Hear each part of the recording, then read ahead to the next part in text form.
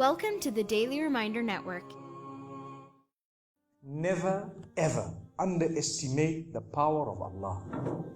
You know, there was a sheikh who mentioned this in Saudi Arabia, and there was a doctor that visited him from Pakistan and told him a story that happened to him. So he says, what happened to me, he says, the doctor who's speaking is a top neurologist, one of the top doctors in Pakistan, or, you know, a very, very good doctor, very hard to meet. It's said that perhaps you would have to wait months on end before you can get an appointment to see him. So what happened is, he says, I was flying from one city to another, a very busy man, flying quite often within the country and perhaps even outside.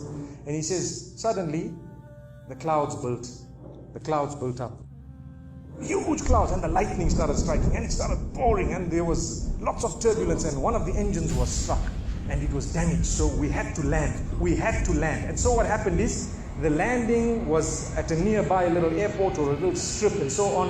And when they landed there, it was a remote area. How are you going to repair this aircraft? A few people who were on it, it was a small plane, they were, quite surprised because they landed it in such a remote place. No one's there to repair it. They would have to wait, definitely. So the doctor asks the captain or the pilot that, you know what, how long are you going to be? He says, no, we're going to be quite long. Well, I need to get to that area. Look, he says, it's just a 3-hour drive by vehicle. So why don't you just go by road?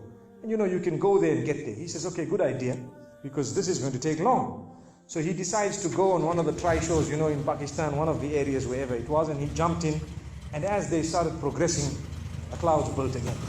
And the lightning was striking, and the rain started pouring. And it was pouring so much that their vehicle could not move much more because of the mud and because of everything else. And so it was quite an open area with a bit of farmland. And after a while they realized, look, we're not getting anywhere. There's a little house here. Why don't we just go there? We can read our salah. Perhaps we can, see, have a bit of a meal or whatever else. And they decided to knock the door. Strange people, strange land, far off, out in the rurals. And so he knocks the door, and he's got his little bag and everything, and he walks in. An old lady happened to answer the door after a while, and they spoke to her saying, look, this is what has happened, and we're going from so-and-so to so-and-so, and we just want a place, we want to read salah and so on. And she said, no problem, you can come in. She had a little musalla, a little sajjada, and she had a little baby on the side, or not a baby, but a child.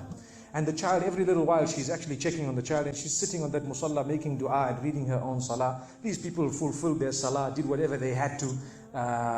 And when they were about to leave, they spoke to the old lady saying, thank you very much, jazakumullah khair, and so on. And, we're going, what's happening to this child, So the woman says, look, the child is an orphan. And the child is unwell, not well at all, very sick. And we've been to all the doctors around. And subhanallah, I'm the grandmother of this child. The doctors have told us that there is only one specialist around who can help this child. And we tried to make an appointment, but they asked us to come 6 months later. And it's far away. I've been making dua to Allah ever since that day. Ya Allah, make it easy for us. Child is sick. Make it easy for us, Ya Allah. So the man says, what's the name of that specialist? So the granny says, it's Dr. Ishan. Immediately this doctor burst into tears. Straight away, he burst into tears. Why are you crying? Your dua has just been accepted. For your dua, the thunder came, the lightning came, the engine struck, we came down, we came on the road, the rain came again and stopped us and so on. And do you know what? The rain only stopped after the question was asked. Now it happened. And now the woman starts crying. SubhanAllah. And the doctor himself is telling the story, saying, that was me. It happened to me, he says.